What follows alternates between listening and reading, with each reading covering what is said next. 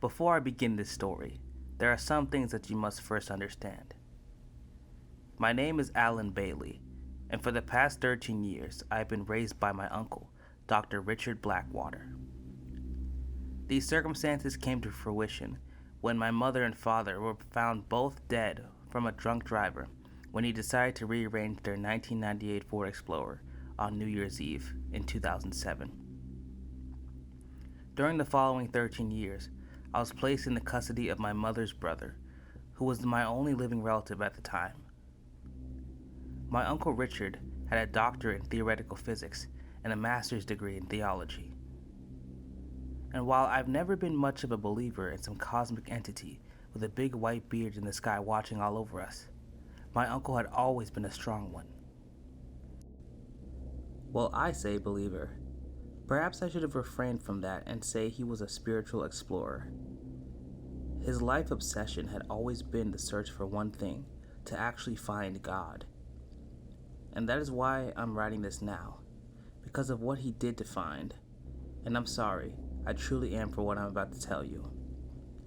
Because I've sat on his discovery for the past 4 years and can no longer hide the truth. I wish I could make it easy. I wish I could hold back, but I can't. Because of you, all of you, deserve to know the truth. It all began last spring when classes resumed at Ohio University, where he was professor. What struck me as rather odd about the beginning of the semester was when he asked me to be his personal assistant. While skeptical at first, I couldn't really turn down an offer that was monetarily 5 times larger than my current salary as an assistant manager at a 7-Eleven. I had never been someone of outspoken interest in his work, which seemed rather odd at first when the offer approached me. When questioned, my uncle simply said that he thought I would do a good job at the task at hand, and that he would like to spend more time with me. Now, while his semester-long work times were much longer than his off-seasons, we never really connected as close as someone would expect.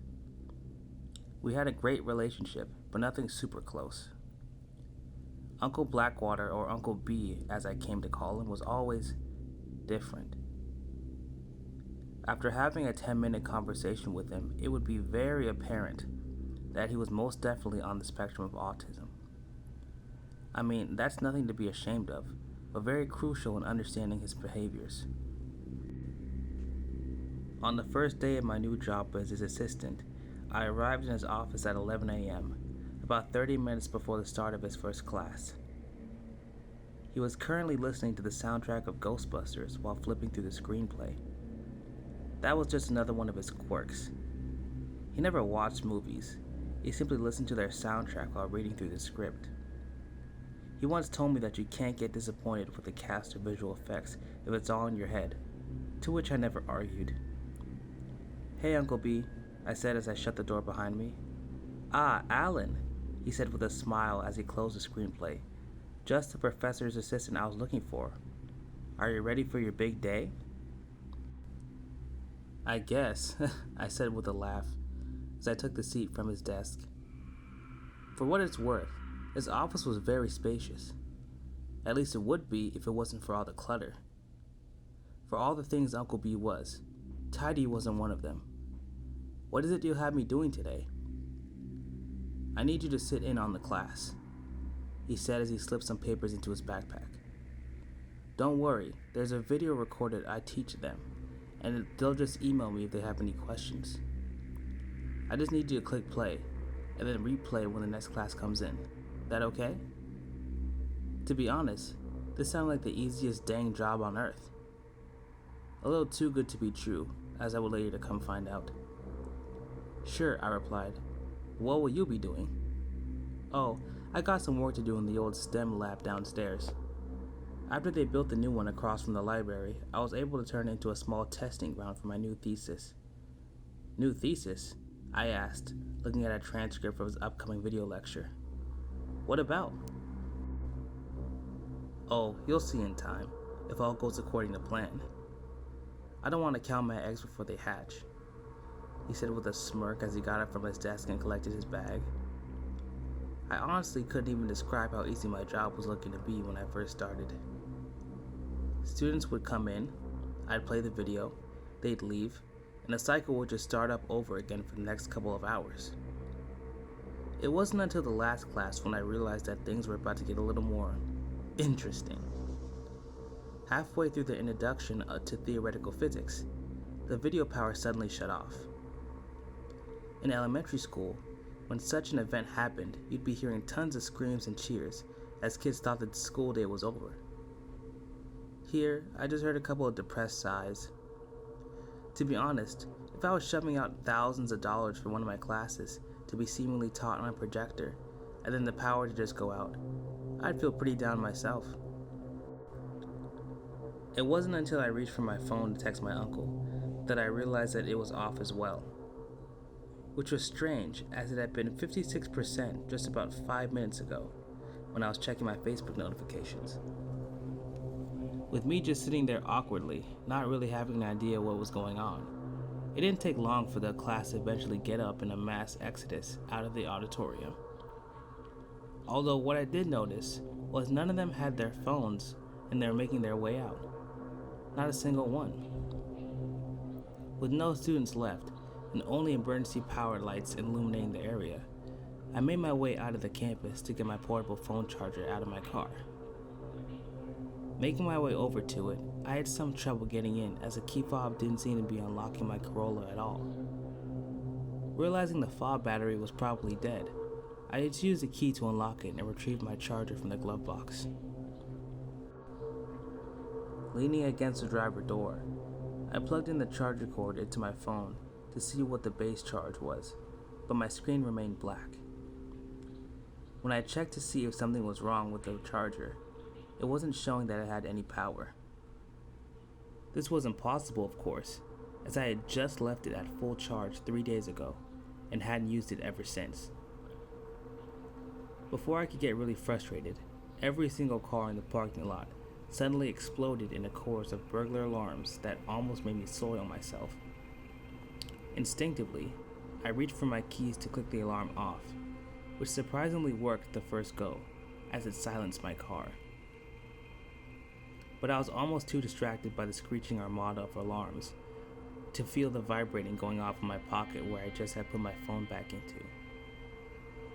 When I pulled it out, my phone was suddenly back on with a battery level of 50% and a notification that Uncle B was calling me. Hello? I nearly yelled into the phone as I tried walking back to the campus to get away from the alarms. Alan, he responded hysterically. Alan, where are you? I went outside to charge my phone after the power went out. What's going on? Meet me back in my office. This is big, Alan. Just hurry. With that, he hung up the phone. At the time, I didn't really know why, but I had this lump in my chest. The kind you get where you know there's a storm on the horizon, that something was coming.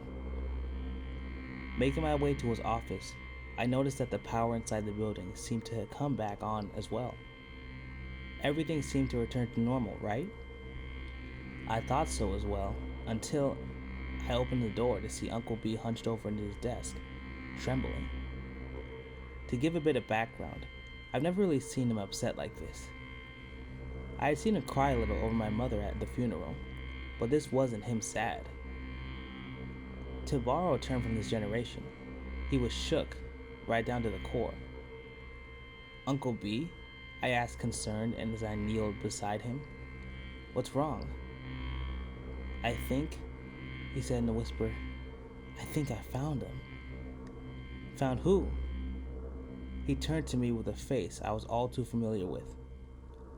The face of a child that had just learned that both of his parents were now dead and gone forever. I think I found them all.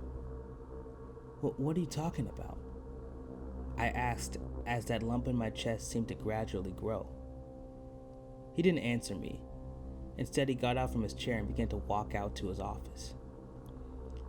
As he exited the door, he turned back to me. Come on, I need you to see this. I have to make sure I haven't gone insane. When he said that to me, there was a small voice in my head screaming for me to get up and get as far away from campus as possible. But I didn't listen. My curiosity got the better of me. So at that moment, I made the biggest mistake of my entire life. I got up out of my seat and followed him. The path down to the old STEM lab downstairs was filled with the kind of wet and silky air reserved for most abandoned basements. It honestly looked like the stairway and the joint hallway hadn't been cleaned in years. The door to the lab was wrapped in chains with a single lock in place. Uncle B pulled out a key with a shaking hand, steadied it, and with a clanking of chains which echoed reverberated down the hall, the door was unlocked. The interior of the lab was less of something you'd see in a college campus, and more like a mad scientist laboratory in a classic 80s sci-fi flick. 4 large Tesla coils stood equidistantly from each other in the center of the room, while several boxes of machinery filled with colorful blinking lights lined with the walls.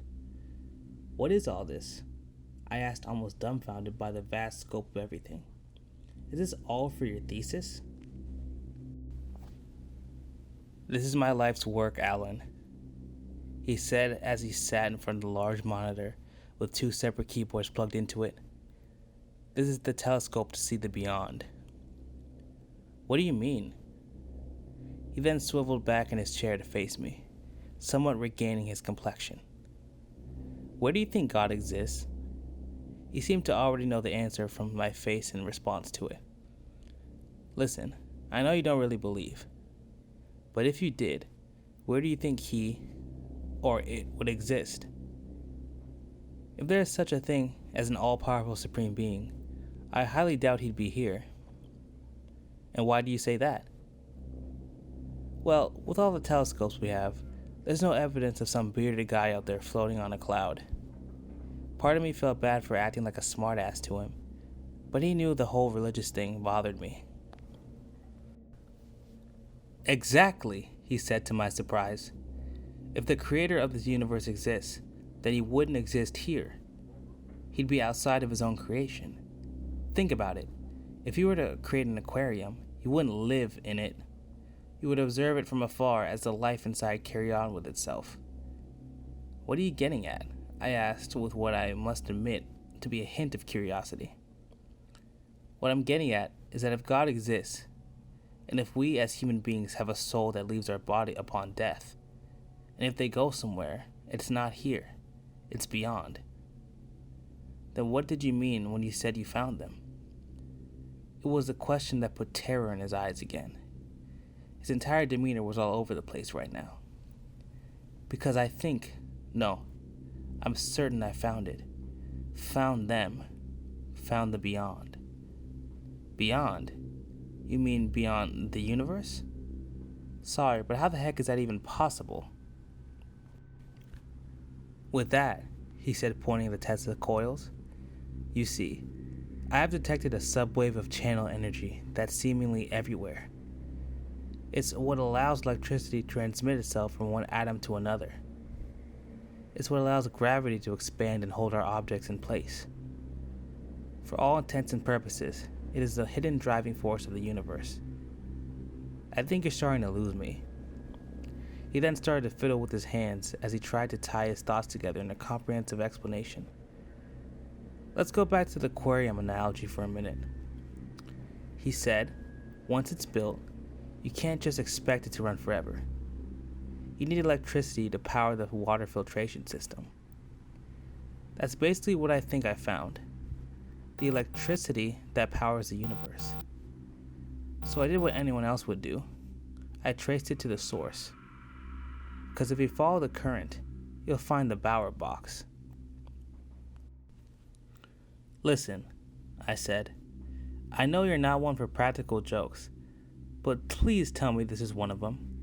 "This is no joke," he nearly shouted as he jumped out of the chair. "I saw it." "You what?" "I saw it, just for a moment. But I know I saw it, and I believe you've already felt the ramifications. If I'm not mistaken, the power went out, correct? But it wasn't just a blown fuse or transformer error. It It was almost as if the electricity around the entire campus suddenly vanished, correct? The implications of his words were doing nothing to calm that lump in my chest. That was not clearly the size of a football. I used up the local surrounding subwave energy to break through to the other side. But now that I have the backup systems up and running, we should be able to look through much longer and actually figure out what's beyond. But that's why I need you, Alan. He reached out and gripped my wrist. I can't do this on my own. This is the very definition of an unknown territory, and the thought of it terrifies me. If I'm going to do this, I need you by my side. Now I know you don't believe in this sort of stuff, but please let me show you. Let me show us both that there is something out there. Please, Alan. I couldn't say no to him, to those pleading eyes that reminded me so much of my mother. Oh, I know I wish I could. Believe me, I do. But my mind was trying too hard to keep up with what was going on, and failing terribly in the process. So without a word, I closed my eyes and nodded to him. He jumped back towards the controls and began typing frantically as the large humming machines buzzed to life around us. My eyes then turned to the series of Tesla coils in the center of the room.